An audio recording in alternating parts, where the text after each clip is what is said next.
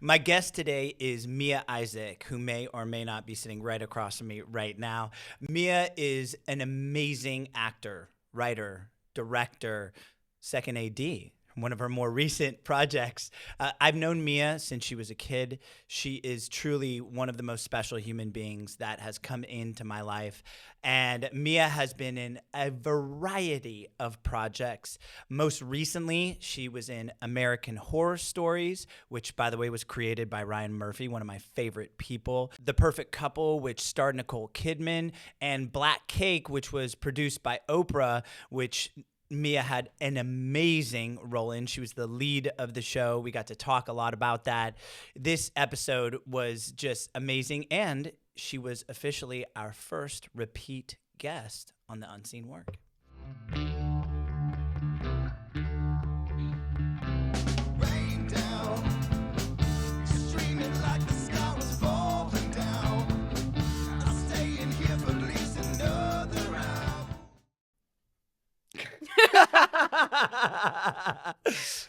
Mia Isaac, you're here with us. Yes, I am. Hi, Mia Isaac. Hi, Eric Lingvall. How are you doing? I'm really good.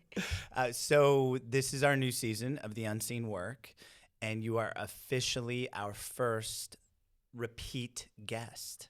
I'm so excited to be back. I think we had a really great conversation last time, and I think I've definitely changed a lot, and a lot has transpired, in your words, since then, so I'm excited to talk about it all. Yeah, I like the word transpired. You know, it's good. It I feel like it's a very it tells the story well. You know, what's transpired versus like what happened. Yeah. Happened is kind of boring, you know? Transpired feels like there's more. There's like a chemical change. Yeah, chemical change. I like it. Yeah. So yeah, we have had the opportunity now to reconnect in a variety of capacities. And I guess the first thing I want to talk about is the fact that we got to work together on a film this year. Yeah. It was Produce awesome. and direct, and yeah, it was awesome. And it came together super quickly. We pulled a lot of strings and made it happen, and we shot it all in 2 days, I think. Yeah. 2 days. Yeah. Yeah. Yeah. Right before a snowstorm. Yes. The day Insane. before, Yeah. which would have been crazy. If And we like hadn't gone the there. snowstorm, which was that was amazing. And we Yeah. got it all done, which a lot of it was exterior shots, Yeah. which would have been impossible with the snow.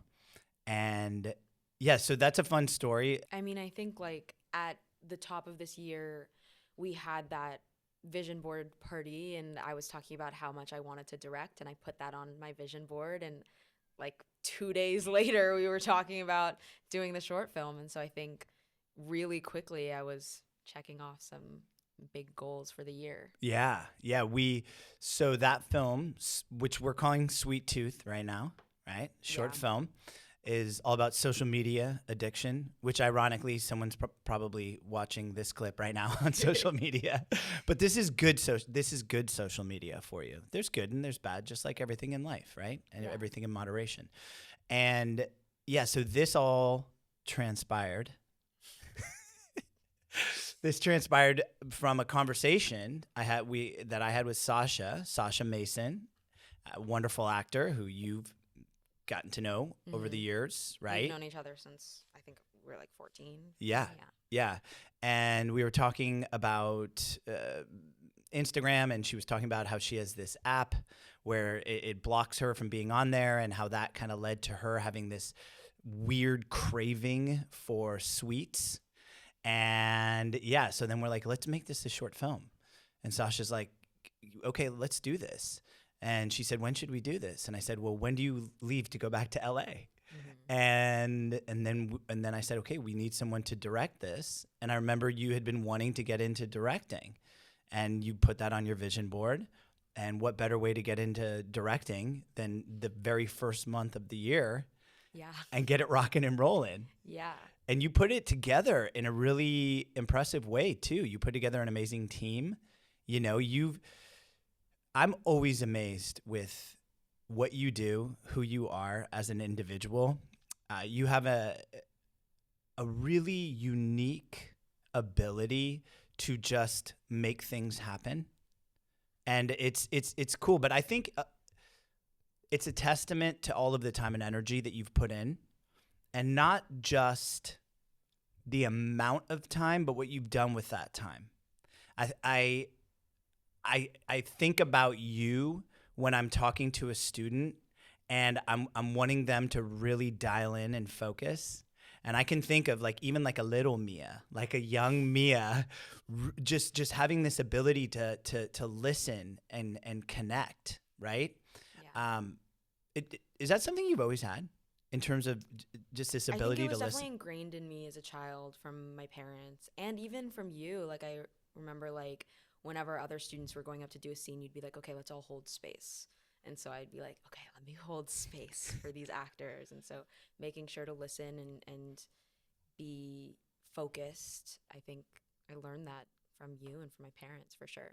Yeah, yeah. Well, you really you epitomize what I would say a focused student should be in an acting class, and I think it's a big reason why you're having some success in a variety of capacities. So the last time we saw each other was 2022. Well, at least on this podcast, Yeah. right? Yeah. And since 2022, Yeah. let's see what's happened since then. So when we did our last episode, I had just finished 2 back-to-back movies that summer, and it was Don't Make Me Go and Not Okay. And I was about to leave to go do an HBO Max film called Gray Matter. That was part of a Project Greenlight series. And after that, like almost like immediately after the podcast, while I was on set for that movie, I booked a TV show called Black Cake. So it was my first time leading a TV show in a foreign country at 18, and it was a crazy experience, and I definitely think it shaped me as going from a teenager to an adult and a woman, and I think it also changed me a lot as an actor and as a person, and so that's why I say like a lot has transpired because I'm Right. different now, I think. Yeah, yeah. When you say that, in what capacity has it changed you? Like what? Mhm. Because obviously change can mean a lot of different things. Yeah, I think, well, for one, it was the first time I was on a set as an adult and not as a child. Mm. Like every time I had been on a set before, I was a minor, and so my mom always had to be with me on set. And I turned 18 right before we started shooting, so I would go to set by myself, which was new for me. And people treated me like an adult, which was new for me. And I was playing an adult. I played the character Covey from age 17 to 30. Wow. Yeah. And the character goes through a lot. There's some intense emotional things that I had to deal with. There's some assault. There was a rape scene, which was really difficult to film. And I get pregnant. My character gets pregnant. I give birth on camera, which I sent you a video of that. I know I wasn't sure if we could talk about it. Yeah. I have to tell you, that was so cool. So just to give people an idea, you were shooting in, where were you? We shot for 7 months. The first month and a half we were in Jamaica, and then the rest of the time we were in Wales and London. Okay. Yeah. And so you were probably in Wales at that point. Yeah. And I remember you sent me, I guess it was like footage of behind, it wasn't behind the scenes footage, but it was like monitor. It was a screen recording my mom had taken on the monitor of the scene where I'm like giving birth. yes. Yeah. And you sent me this scene. I was blown away. I mean, watching you do that. I mean, as an actor, as an 18-year-old actor, giving birth to a child, Born from a really emotional experience. a brutal experience, and you're giving birth to this child. I mean, you talk about acting. I'm sure like when you were growing up as an actor, that wasn't something where you went, Yeah. I wonder if I'm I going to want to do that. Yeah. But No. I have to tell you, I will never forget that. When I was watching you do that, go through that scene, the level of authenticity that you brought, the layers that were in that scene. I just remember watching it and finishing it, and it was like I needed just a moment to just process everything that just transpired, because you went to a place. Yeah. You know, you're able to do that though. You're able to go to that place. How do you do that? I don't know. I've always felt things really deeply. I think I've always been a really empathetic person, and a big part of it is reading a lot as a kid, and like feeling like I was those characters. Like I remember like I read like the whole Harry Potter series when I was like 5, and I was like I felt like I was Hermione Granger. Like I felt all of her feelings, you know? And I think that's a big part of what helped me ease into acting, is because it feels like reading and writing in a way. But in terms of being in that state, I don't know. I feel like a lot of it was the coaching we worked on here at Catapult, and that scene in particular, I was thinking about that alphabet exercise we did, where it's like you're saying things in a scene, but you do your lines and just say the letters of the alphabet. Right. Because I was trying to portray emotion and a feeling and words without saying anything. So when I'm like screaming and like having this pain, like I was trying to articulate the feeling of going through the sexual assault and the feeling of giving birth to this child, and also loving it at the same time, and being in pain but having this strong feeling of love and hope, and doing all of that without saying anything. So a lot of that went back to that exercise we did. Wow. Yeah. Yeah, I think it's one thing to learn things, and it's another thing to really be able to apply them. And I think that's a tool, a skill set that you seem to have in that. And I think it all does come back to this focus. It's like you just have a really good ability to focus. And if you can focus, I think the key component there is then you actually absorb more. So we could all sit in a class, but if your focus is at a deeper level, is more acute, and you're really dialed in, then you're able to take in more. And then, I mean, obviously, ideally be able to retain more of that, and then ideally be able to apply it somewhere. Yeah. And now you've had the opportunity to do that. On Black Cake, so that's a pretty wild experience for anyone, let alone a recently becoming adult human being. Yeah. What was that like in terms of now not having your mom on set? Yeah, it was hard. It was hard. And yeah, I'm not gonna lie and say like it was a really great experience. It was really rough at times, especially being in like a foreign country in winter. There was like no sun in Wales. They don't get sun like that. And doing all of these really emotional scenes, the character, it was hard to come home and just like shed that and just be like, oh, let me make dinner and watch a movie or something. Like I carried it home with me every day, and the like intense emotional things she went through, I went through them. I actually have never really talked about this, but when we shot the rape scene, I had a panic attack. My mom was actually with me on set that day because I had a feeling it was going to be a little rough, but I was kind of in denial about it a little bit. And we did the rehearsal and we kind of blocked it out. And I was like, yeah, this is fine. I feel good about this. And the actor that I was working alongside was really respectful. And we talked about everything. We had an intimacy coordinator and we had a therapist on set. But then we went to shoot it and I was like getting into character. And when they called action, I just felt really unsafe. Even though I knew I was safe, I like started freaking out and I felt like unsafe, and I had to step off, and I was like breaking down, and my mom had to come and we had to stop for a little bit and I had to talk to the therapist. But it was that kind of stuff where it was like, I don't feel separate from the character in a way. And I feel like I'm going through this too. And that was hard. I think like even after we wrapped, I saw you after I got back to Atlanta and I was like, I need a break.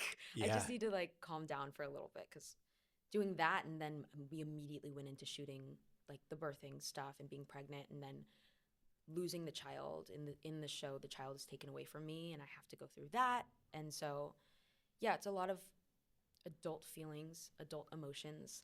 And I've been so lucky in my life that I haven't had to even think about that. Right. And so to put myself in her shoes was hard. Gosh. Yeah. I mean, so in terms of thinking about just between the 3 projects that you've referenced, so obviously this character in Black Cake, right? Mm-hmm. But then also you're an activist in another one, Yeah. which who's is a lost lot, a sister. right? And then in Don't Make Me Go, I played the daughter of John Cho, who had cancer and Terminal cancer. terminal cancer. Right. And I had to deal with the loss, the idea of losing him. I think I'm just I'm drawn to darkness. I'm drawn to like really dark things as an actor. I feel like I bring a sort of heaviness with me into the room that casting directors can see in a way. And so I've been called for a lot of darker roles. Which again is sort of interesting in that that's not your real life. Yeah. I mean, your mom and dad are like the sweetest people. I'm lucky to have a really good life. Yeah. My life doesn't reflect these terrible things. But yet somehow you are able to embody that. You know, you have, I mean, you absolutely have a sense of maturity. I mean, I would say you at 18 were not the normal 18-year-old. You know what I mean? Yeah. How old are you now? I'm 20 now. You're 20 now. Cool. But you have experienced so much in this time. Yeah, I mean, is there any part of you that's like, okay, maybe like I've had so many things transpiring with, there's that word again. I've had so many things that are a lot of weight and emotional, that are just taking a lot of emotion out of you, right? Yeah. Is there any part of you that's feeling kind of like maybe I want to do something that is just? I mean, yeah, for sure. I would love to do a comedy. I would love to do a rom-com. I would love to do something different. And after Black Cake and after The Perfect Couple, which I shot right after Black Cake. Right. That's had a lot of success too. And then also American Horror Stories. Yeah, and American Horror Stories. I did both like right after. But after everything and we had the strike and I had downtime, it was definitely time for me to like take a step back and re-energize myself. But at the same time, as a writer, I'm drawn to those things regardless. And I feel like I have something to say about that. And I feel like I can weirdly, I understand loss and I understand grief and those like really deep feelings. And I want to tell those stories, whether it's through acting or through writing. And so I wouldn't say like it can get a little bit exhausting at times, but not to the point where I'm like, I don't want to do this anymore. Like I feel like it's kind of my calling, you know? Are there things that you do to sort of replenish yourself or, you know, recover and restore your emotional cup? Yeah. So I journal and that helps me a lot to get a feeling for my emotions, and journaling with intent. We've talked about that. Yeah. Can you talk a little bit more about that though, in terms of like what your routine is, your process with journaling? I think when I first started journaling, I was kind of letting my emotions feed the journaling and feed what I was writing, and swapping that in terms of like having what I'm journaling kind of lead what I'm feeling. So writing things down that make me feel better, like I feel fulfilled, I am loved, I am powerful, and having affirmations rather than like thinking in my head, oh, I feel so bad, and writing down like, oh, I feel so bad. Yeah. That's helped a lot.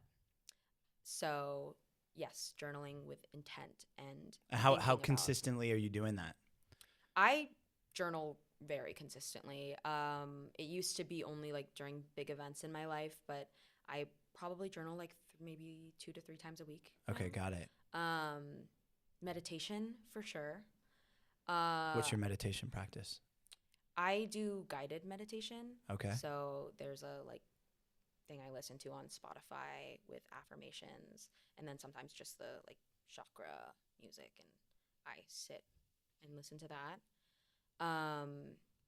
And I think especially when I was in Wales and while I was shooting, it was a lot of supplements and vitamins and making sure I was getting all of that. I was like so deficient in like vitamin D and like simple things, and that affects like how you're feeling. Sure. So that and spending time with my family, recharging, that's the majority of it. Yeah. That's like my life.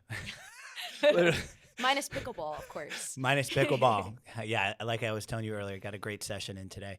Well, but speaking of that though too, I mean, in terms of exercise, what about exercise? Oh, yeah. Oh, I should have mentioned that. yoga. I'm doing dancing. I just started dancing recently. And What kind of that's been dancing?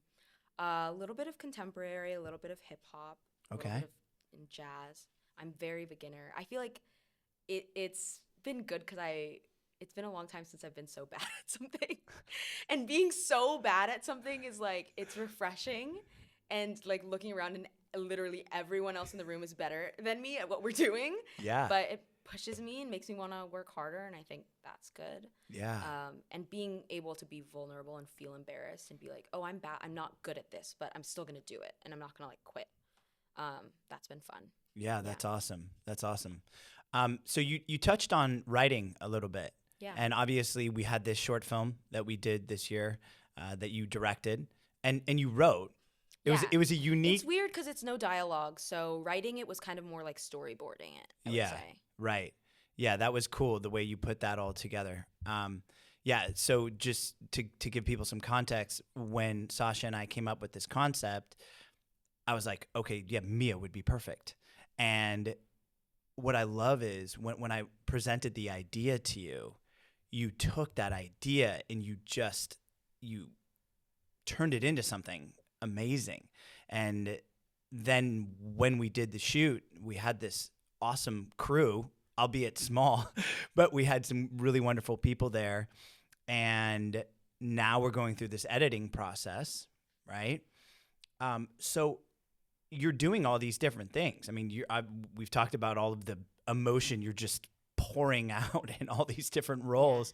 But in addition to that, you've got this writing that you want to do. You want to do more directing. So like let me ask you this. So you're 20, which is still just like bananas in the fact that like what has transpired in your life now. Every time I say that word, I do say that word That's a lot. gotta be like the title of this episode. Now. Like, transpirations? Is that a word? Is that a word? We'll fact check that. It sounds weird. But so if you were going to look at the ideal situation for you as an artist, and in terms of what you are doing with your time, what would that look like? What do you mean? Like with writing, acting, directing. Like what I want to do most? Yeah, or just like, you know, if it were a year from now. I definitely want to keep directing and I want to keep writing. I think all of the things are intertwined and they all go hand in hand, and I want to keep doing all of them. I think as an actor, even if I didn't really have an interest in directing or writing, I think it's important as an actor to try it and to try different roles on set because it gives you such a better appreciation for every single role. Like right now I'm working as a second AD and I had no idea what a second AD was before, and now I know exactly what a second AD is and I know the role that I play. And so when I go on set as an actor, I see the second AD and I'm like, oh, you are the one that's sending me the emails and doing the call sheet and the sides, and I have an appreciation for what you do and what we're all doing to bring this to life. And so I'm trying to like play every role a little bit. I also think all of it is storytelling. Like writing is storytelling and so is acting and directing. And I think, you know, coming to directing from an acting perspective helps me to be a better director. Like when we did Sweet Tooth with Sasha, I could see, you know, what she might need in that situation and the best way to say, oh, let's try this in a way that is helpful to an actor because I've been in those shoes before. And same acting, now that I have directed from an acting perspective, I'm thinking, what can I do to help the director in this situation, you know? So yeah, it all goes hand in hand, and I think it's really important to try it all and not just stick to one thing because they're all connected, and by making each role better, the whole final product is better. Yeah. It's almost like you can empathize as well with all these different pieces. So if a director is feeling frustrated, or you notice that, you know, you can look at them and go, okay, I see that, I understand that, you know? Yeah. So then the project you just mentioned where you're second AD, it's so funny. Well, I think a thing about you too is you just love to create so much. There's no part of you that's, You know, because you could say, well, I'm not going to be a second AD, right? I mean, I know that's not the type of person you are, but with the success you've already had, I mean, you could say that. So outside of just wanting to learn these different things, why do you think you still want to do that? Or what is it about you that just says, hey, I'm just going to do this outside of just the learning? I mean, it was my dad that suggested I do it. Like, he reached out to Laurent, who's the DP on this film, and he talked to me and he was like, "You should do this. Like, it'll keep you humble." And I was like, "Okay." But he's right. I mean, we have a really small crew, so I've been also working as a PA and, like running waters and helping out with crafty and lunch and cleaning up after everyone. And I think, yeah, I think it's important to not. Because I think as an actor, for sure, when you're on big sets, they treat you differently. And you can get in a little bit of a bubble. Because, for example, like if I'm on a Netflix show, there's always a PA saying, "Hey, Mia, do you need anything? Do you need a water? Do you need something to eat? Are you okay? Do you need a tea?" And it's like, "Oh, let's get cast into a warm, holding tent or something." And meanwhile, the PAs are outside in the cold. And it's just like a really weird power imbalance. And I think like if you're always in that situation, you can kind of like get this idea in your head that that's the way like the world is supposed to be, and that like, oh, this is like rightful, and like there's always going to be someone asking if I need a water or something, when that's not the case, and we're all equals. And I think that's like a really good reminder. So Yeah, that's good. That's good. Yeah, I think it is especially as a young actor, this sort of, I don't know. I'm trying to think of you're treated like little royalty on there. Yeah, for sure. And as a young person, that could definitely be detrimental in ways, outside of the set, if you kind of have that mentality. Really weird. I when I was on set for The Perfect Couple on Netflix, I like became friends with a PA, and when we first I was like, "Do you want to hang out like off set?" And he was like, "I don't know if that's allowed. Like, I need to talk to like my boss." I'm like, "It's fine." But like that dynamic, like it was weird hanging out with him. Like we went to the movies and it was like, and he was like, "Should I get you water?" I'm like, "No." Like, You're not. Yeah. Right. And so like that can really easily get to your head, especially having worked in the industry since I was a kid. Like I can see how someone who's been working like that their entire life can get this weird warped perception of like what the world is like. So again, going back to why it's important to like do something like what I'm doing now is gives you perspective. Yeah. Yeah, it's great. I think it's great to be humbled in whatever way you can. I think that's probably also, to bring it back to pickleball, one of the fun things about it. I mean, there's days where I just get smoked, I lose every game and I get hit with a ball in the chest and you're like, okay, cool. Yeah. All right. Yeah. It's good to get humbled. I know I have some friends who do jujitsu and they talk about that, how it's such a beautifully humbling experience to do something like that. And yeah, I think there is a lot of value in just almost seeking experiences that are going to humble you a little bit. Like how I'm doing with dance now. Right. Yeah. Exactly. Because it's, on set, everyone's tending to you, but in that room where you're dancing, they're quite they're looking at you, and I think there's a lot of value there. And it is this fine line though, too, where as an actor, you have to have this abundance of confidence. You have to fully believe in yourself, but then simultaneously, if you can keep that ability to be humble and to look at everyone else as though that you're no more valuable than them, whether it's a PA or whomever, anyone on that set. But you also understand that when it's your time to do what you do, you've got to believe that you are the one right there, and this is my space, And I think you do that. You traverse those waters in a really great way. In terms of other actors out there who are looking to stay creative and to enjoy this process as much as they can, is there any kind of advice that you would give them? Yeah. Make your own stuff for sure. Make your own stuff. I think I've been acting since I was 10, and I didn't book my first big role until I was 16 going on 17. And so that was like 6 years of just auditioning and auditioning and auditioning. And I did a short film when I was 15. And like that was when I got the chance to actually be on set, a set that I, brought to life with my own crew and my own people.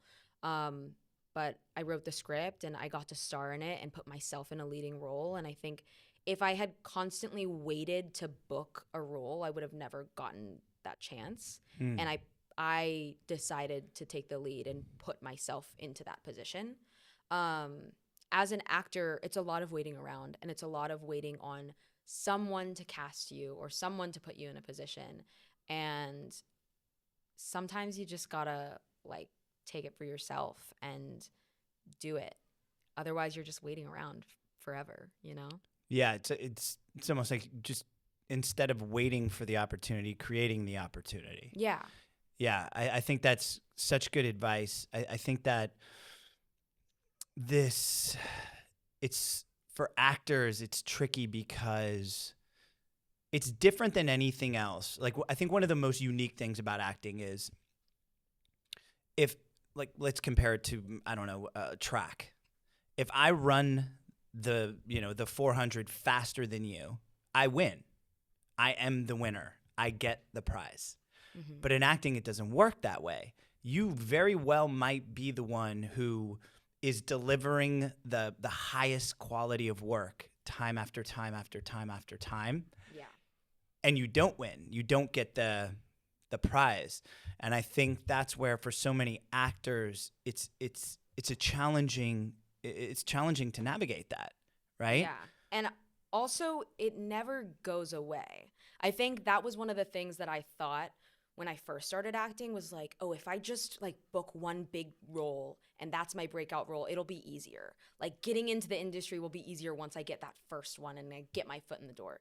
But that's not like the case. I think I did 2 movies back to back, and I was like, oh, it's going to be easier from now on. I'm going to get like offers for roles, or people will like, when I do my audition, people will be like, oh, I saw you in that, and it'll be easier. But it's constantly an uphill battle. Right. And I go out for auditions and I'm getting rejected like daily, weekly, like every month. And I think it's important to do your own stuff because of that. Because it's never going to be, easier. Yeah, it balances it out. Yeah. So where you're giving all of this and you're not getting anything, I mean, obviously you get the benefit of the process, Mm-hmm. And you get to experience that, but there's a lot of output. And I think when you create your own project, you get a lot more input with that. I mean, you're giving a lot, but right? If you cast yourself as the lead, you get the job, and now you actually get to do it. And I think creating your own content is such I don't know. I tell my actors to do it all the time. I talk with them about editing, like being able to edit and write and direct and just and understand the filmmaking process. Mm-hmm. But I still think for so many of them, they just, I don't know. I don't know why it is that they just choose to not do it. Yeah. I think, like, especially in today's world, there's not just one way to book a role. Like you see someone, like, it was, they're doing a new Legally Blonde, and a girl, like, filmed her own audition video where she was like, I want to be the new Elle Woods. And Reese Witherspoon saw it, and now she's the new Elle Woods because of a video she posted on Instagram, Like, it's not just submit yourself on Actors Access and we'll see if the casting director hears something. It's like you can take it into your own hands. And I think it's weird that actors don't realize that, because I feel like that's the whole thing with being an actor is like it's not a normal job. You don't go to college and then get your degree and then start out a starting position and then you move on up and move on up. it's such a different type of job, and it's such a different type of industry. Like, you don't do something and then continually move up. You can do one big thing and then not work again for 2 years. Right. So you have to get creative, and it's not just you can't be linear when you think about it. It's you do what you can to do what you want to do, and there's no one path. So Yeah, but I think one of the keys there, like you said, it's not linear, right? It's not med school, it's not law school, it's not even athletics, right? It's not, okay, I go to college or whatever, I go to high school, and then, you know, I try to go to a good college, and then if I can move to that next stage, I can be a professional. It doesn't work like that. It's this like jungle, you know, and you're swinging around from one thing to another. And sometimes it's like, oh, it's totally open and I can see, and it's a clear vision. And then other times I have no idea where I'm going, what's up, what's down. But I do think in terms of being proactive, that is one attribute that if you can be proactive. I always like to say everyone wants to feel productive, but few are willing to be proactive. And I truly do believe that the key to productivity is proactivity, but that means actually going for it. it's like that quote. I can't remember who said it, but you quoted them in class. It was like, there's two kinds of people in the world: those who make excuses and those who find solutions. I think that's a me That's quote. a you quote? Oh, it was just so good. I mean, thought it was It was so good you thought it had to be someone else? Why no way it could be. I'm 46 now, right? I feel like I'm old enough to have a quote. At You least need one. a book of your quotes. I have a note in my phone of my quotes. Oh, really? And it literally says at the top, if I die, please publish these. But I am in the process of writing my book, so that's good. That's coming along. I would Yeah. like it to come along a little bit better. But yeah, in terms of that, I'm sure someone said something like that. But I do think that's a good way to look at it, right? Because if I look at it as there are two types of people, those who make excuses or those who find solutions, then the simple question I can ask myself is, well, which one do I want to be? Yeah. Right? Do I want to be the one who is in this consistent state of, oh, I would like to do that, but you know, this would be great, but you know, or do I want to be someone who just says, I'm going to figure it out? And you are like that, though. You do have that, right? That sort of, I'm gonna figure it out, Yeah. right? Yeah.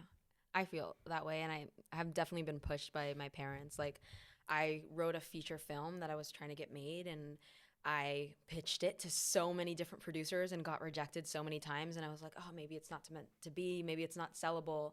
And my dad was like, if you want to make it, like, we can make it, you know? If we make it for no money and it's super indie, we'll still have made it. And it's better than it having never been made at all, you know? And so it's like, find a way.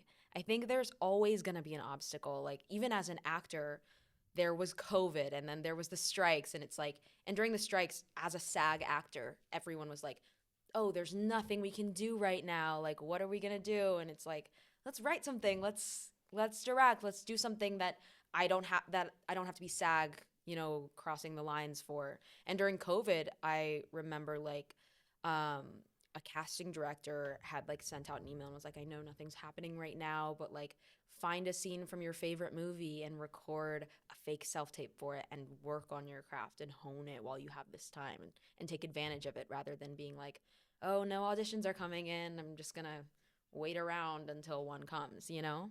Yeah, it's just, it takes work. And I think that work ethic requires drive. It requires something that, for whatever reason, a lot of people seem to be lacking. More times than not, when I'm working with an actor, when I'm working with a client, and they're saying something along the lines of, well, it's not busy, like there's not a lot going on, I don't ever really remember feeling that. In my own personal life. Now, there were times where I wasn't necessarily happy with the way things were happening, but I was still busy trying to figure out how I could be more busy doing things, and not busy in a bad way, but just being proactive and doing, just doing it. And that's why I love that Shia LaBeouf video, the just do it. Oh yeah. You know what I'm talking about? Where he's just like, do it, just do it. Yeah. And he has something in there where he says it's something along the lines of, if you're so tired of not getting what you want, then stop giving up. And I just think so many people just give up. Yeah. And like you said, I mean, you're this very proactive, driven individual, and you even with your script, you're like, maybe it's not meant to be, right? Yeah. I mean, we have and these. what I realized about that actually is like, I think we think it's like giving up or not feeling good enough, but I think it's really fear. Because I think when I realized that I was like, oh, we're gonna make this movie no matter what. Then I had this really fearful moment where I was like, what if this movie gets made and I wrote it and I directed it and it's bad? Like, what if I'm not good enough, Yeah. And I realized that me giving up and being like, oh, no one wants to buy it, that was fear.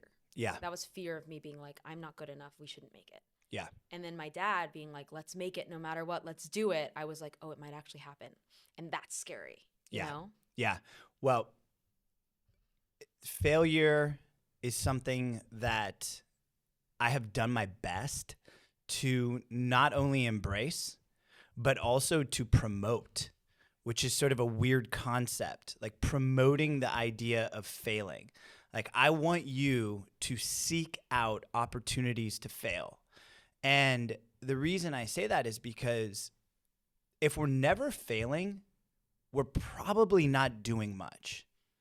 Yeah. I think to be really doing something, something that's worth anything, requires some failure through that. Whether it's through a project, where you're trying this didn't work, that didn't work. On the first episode, we talked about your experience on Don't Make Me Go, where you, for all intents and purposes, failed with your acting. Yeah. And then went back Yeah. and said, hey, that story, I love that story so much. I've told that story so many times. It's such a great story because, I mean, for a variety of reasons, but I felt like, I felt like, even though I wasn't there with you when you told me the story, it's like I felt like I was. Yeah. In a way. And now that I've worked behind the camera, I have a greater appreciation for everyone who was like, yeah, let's do it. Because now I know how hard it was to be like, oh, we got to set back up for this and still hope we wrap on time. And like, we have to put back up all the lights and the camera and get everyone. Right. Everyone has to stay longer because Mia said she wants to go again, But I think about it and it's like, knowing that all those people were like, yeah, let's do it. And that it was worth it, that came out in the final product, gives me such a greater appreciation for that moment. Yeah. Well, and just to give people the quick Cliff Notes version, you were on this set for Don't Make Me Go. You had this extremely emotional scene, and you basically gave it all away on the wide. Yes. On the As wide. a new, fresh-faced actor, I did not know that they're not going to see my face in the wide. Yeah, my favorite part about it is when they like came up to you and they're like, "What? Do you have tears?" It was like, because my shirt was like soaked with tears, and they were like, "Why is your shirt wet?" I was like, "I was just sobbing," and they were like, "Oh, we didn't get any of that." And then they were like, "Okay, going again." And 6 takes later, they were like, "Okay, now we're ready for your close-up." Where you really needed to sob and connect with that emotion, and you couldn't. Yeah. And then they said that, well, this is the it. sun was setting, and so they were like, we got to turn around onto John and get his coverage, and then we're wrapped, because that was the last scene we were doing of the day. And we took a break while they were setting up, and I was like, I really felt like I didn't give what I wanted to give because I was so exhausted from having done all the other takes, but I wanted to give that performance. And so I was like, can we turn back around on me? Which would require like 20 minutes of flipping the world in crew terms is like taking all the lighting and all the rigs and everything and moving it around so that we can get that good lighting. And everyone was like, yeah, the director, she was like, yeah, let's do it. Right. And she turned around and she talked to the crew and she was like, we're gonna move everything after this. Yeah. And then I went again and we did it one take, and that was the one. That And was the one they used. That was the one they used in the film. Yeah. I love that so much. Yeah. Yeah. But that, again, even to have the audacity to say that to the Yeah. director. With the risk of maybe I go back, do it again, and fail again. Right. You know? Right. Talk about fear. Well, Yeah. again, coming back to this concept of fear, I mean, this is when I look at life, I think a great lens to look at it through is this decision based out of fear, or is this based out of love and excitement? Fear and worry and lack, or love, excitement, and It's like passion. that Jim Carrey quote. Yeah, Yeah. right. Where he talks, every decision we make is either based out of, It's fear disguised as counsel. or it's okay. Yes, so it's from his commencement speech, and it's, we so often make our decisions based out of fear, disguised as being like rational or Right, something. It's right. something like that, right? Yeah. Oh, fear disguised as practicality. Yes. Yeah. And that's such a great way to look at it, right? Well, I'm not going to make my own movie. I'm an actor. Be more practical. Be more realistic. And I think it's hard too, right? Because you have so many people that are, you're already choosing a path that is so hard for most people to understand, right? Yeah. This creative path. And then it's like, oh, I'm also going to make a movie. It's like, oh, Okay. yeah, right. Yeah, sure you are, right? You know, Yeah. and so, yeah, it is hard because you kind of have to have, well, you know, this whole concept of fear into faith. I was just writing about it in my book, and my mom actually had that tattoo, fear into faith. And my sister has the same tattoo on her ankle, fear into faith. And I think it's this thing where fear is an inevitability. But then the only question is, can we alchemize it into faith? Because we can. And you did, right? You said, I'm scared. I know I can do better, right? So that's scary. Thinking about the fact that this, I mean, it was one of the most important scenes of the movie. Yeah. Is going to be seen by all these people, and you know it's not your best work. So there's a lot of fear there. There's the fear, if I tell them, you know, can we do this again? What happens if I don't bring it, right? But that, again, then comes down to this place of faith. But you had the faith that you could do it, and you did do it, Yeah. right? But it could have been an absolute failure, It too. could have been a failure, but I still, even if it had been a failure, I would have been proud of myself for having the nerve to say, can we go again? Yeah. You know? And Yeah. not living in the fear of, maybe it won't work out. Right. Right. Yeah. I think that's, yeah, it's not only the willingness to go for it, but the willingness to fall flat on your face. Yeah. You know, and that's important. So now you're 20 and you've done more in the last 4 years than many creatives have. What's on the horizon? Obviously, we have our short film. Yes. Again, Sweet Tooth. Coming soon. To somewhere near you. and that was a really fun project about social media and the addiction of social media. And then we took it to this crazy rabbit hole of where, you know, you can't get on social media. So then you need sugar, and then Yeah. there's not enough sugar. I need more sugar. And then I Yeah. need to be like this person who I'm obsessed Yeah. with. And It's about addiction for sure. yeah, which, I mean, social media, there's a book called The Anxious Generation, which I spoke a lot about, and I just finished listening to it.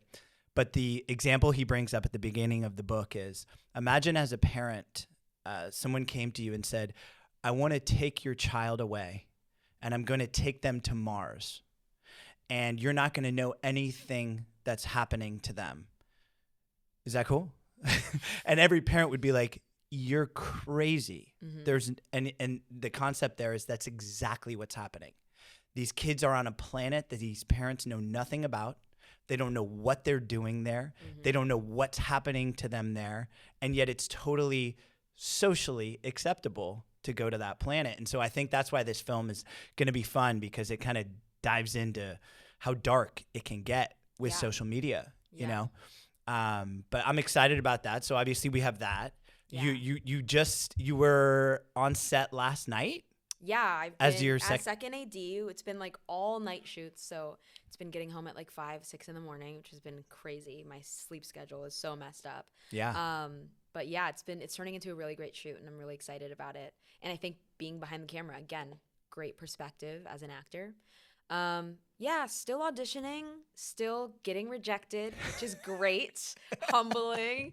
Yeah, and working on directing my first feature film. I'm really excited about that. Yeah. So the feature film, where's that at? Where are you at? So right now we're sending out offers for one of the main roles. I'm working with a producer, one of the producers from Black Cake, actually. I don't know if I even am supposed to talk about it, but whatever. One of the producers from Black Cake is attached creatively, and we're basically looking for funding.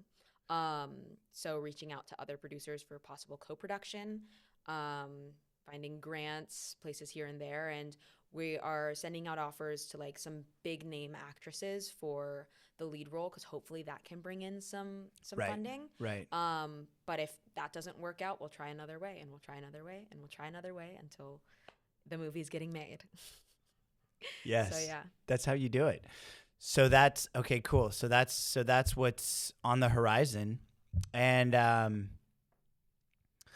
then in terms of your involvement in that project, you're not going to be acting in it. I am going to be acting in it. You are going to be acting I'm in it, planning on acting in it and directing it. but not being the lead. Yeah, I'm the lead. And you're the lead. It's like a two-hander. It's a buddy comedy in a way. Okay, got it. So you're looking to get the other girl. the other girl. Yeah. So you wrote it. I wrote it. You're I'll be directing it and playing the lead. Which is, you can see why I was a little scared. But we're running face first into that. Turn fear into faith. Yeah. I love it. And you know what I love about all of it is that you are smiling through it and laughing through it. And that's the way it should be, right? Yeah. It should be fun. And you do have fun with this. And speaking of comedy, by the way, I know you've had all these absolutely brutal roles and like challenging roles that are very dramatic, but you are really funny. Like, you're really funny. I think, I don't know if I mentioned this on the first podcast, but I always go back to that scene with you and Isaiah that Oh my God, yeah. when we that were was shooting. hilarious. And I wrote that too. Oh yeah, you wrote Yeah. that scene. A great example. And we won't get too into the details of what that scene was, but it was so funny. And I just remember we're shooting that scene. And like, I can see you behind the camera because you were shooting it and you're like holding your laughter. I literally had to hold my mouth and my face because it was so funny. And I don't know if it was partially because we had just been there late and we had shot it over and over, but there was one specific line. And you were so good with, and I kept pushing you more, do it different. And it just kept being funnier and funnier. So in addition to doing all of the things that you're doing, hopefully someone out there, if you need a really great comedic actor and give her a break from like birthing babies and going through all of these horrible things. I'm available. Yeah. I would love to see you do something funny, and I hope that happens. But I know no matter what you do, you're going to do it well. You're going to do it with poise. You're going to do it with gratitude. You're going to be humble. You're going to be confident. And I'm just so proud of you. I'm so proud of you. Like, you are one of the most amazing humans in my life. I can feel like emotion coming up with it but it is really, it's so cool to see. And even though you're only 20, you've accomplished so much, and you're going to accomplish so much more. And I couldn't think of a better person to be our first repeat guest here on the Unscene Work. So I appreciate you. And I'm so glad to have done this. This was a really awesome conversation. Yeah. It's really fun. Cool. I feel like we need to redo our the intro that became the intro sound for the Unseen Work. Oh, we Like, do? yeah. Okay. I was like, People don't know you are that. Eric Lingval, And and this this is is the Unseen Work. Yeah, the people don't know that from the first two seasons. That's your voice. That's me. Yeah, saying yeah. Let's do it. Let's do it real quick. Let's wrap it with that. So, what do you want to say? The same thing? What did we say? Yeah, we said this is, you are Eric Lingval, and this is the Unseen Work. You want to say it different? You're watching. No. Yeah. I'll do it with a different tone this time. Okay. You are Eric Lingval, and you can't laugh. You can't laugh. I'm sorry, no. Okay. Okay. You're Eric Lingval, And this is the Unscene Work. Boom. Thank you, Mia Isaac. Thank you.